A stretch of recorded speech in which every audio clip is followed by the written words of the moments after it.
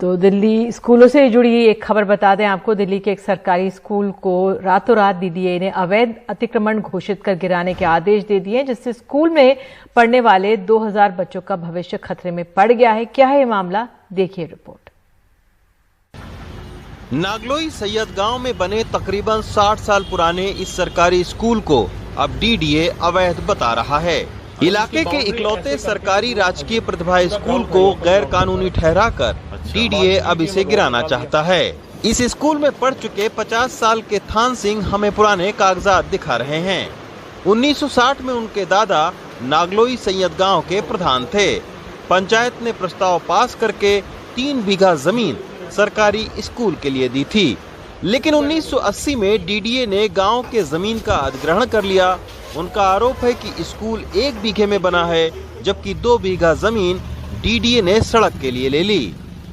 हमारे इस स्कूल को 1963 में ग्राम पंचायत ने एक प्रस्ताव पास करके शिक्षा विभाग नगर निगम को दिया था, क्योंकि पहले गांव में ही स्कूल रन करता था।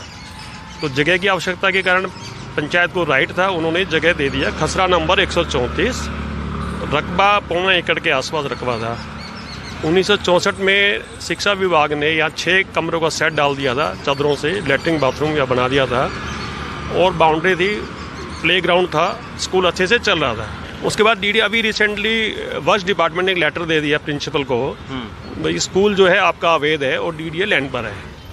राजकीय प्रतिभा स्कूल में बड़ी तादाद में गरीब मजदूरों के बच्चे पढ़ते हैं। ये स्कूल नहीं होता तो फिर भी दिक्कत होता, क्योंकि सारे बच्चे यहीं से आते हैं पढ़ने। इस स्कूल में बच्चों के खेलने के लिए ग्राउंड तक नहीं है, जबकि पीछे डीडीए की 5 एकड़ जमीन कम्युनिटी सेंटर के नाम पर खाली पड़ी है। अब स्कूल के बुनियादी ढांचे को बढ़ाने के बजाय स्कूल को गिराने के नोटिस से शिक्षक भी हैरान हैं। डीडीए से जो डिमोनेशन का लेटर आया है कि ये हमारी जमीन है डीडीए का, एमसीडी के अंदर नहीं है, ये हमारी डीडीए का है, इसको हम तोड़ेंगे। 27-60 को तोड़ने का डिमिनेशन था इसका। अच्छा। हम लोग भाग दौड़ कर करके इनको डिमिनेशन को रुकवाए। अब आगे कब क्या होता है इसका कहीं जो है। कितने बच्चे पढ़ते हैं यहाँ पे? यहाँ पर जो है 2000 के आसपास बच्चे हर साल निकलते हैं। तो ये अब कहाँ जाएंगे अगर इसको तोड़ा जाता है? अब यहाँ कोई सरकारी स्कूल नहीं है, अब ये कहाँ जाएंगे ये कैसे बता सकते हैं। ये तो गवर्नमेंट को सोचना चाहिए कि भाई ये किस स्कूल है, इसको कैसे के रखना चाहिए। डीडीए का दावा है कि स्कूल कम्युनिटी सेंटर की जमीन पर बना है।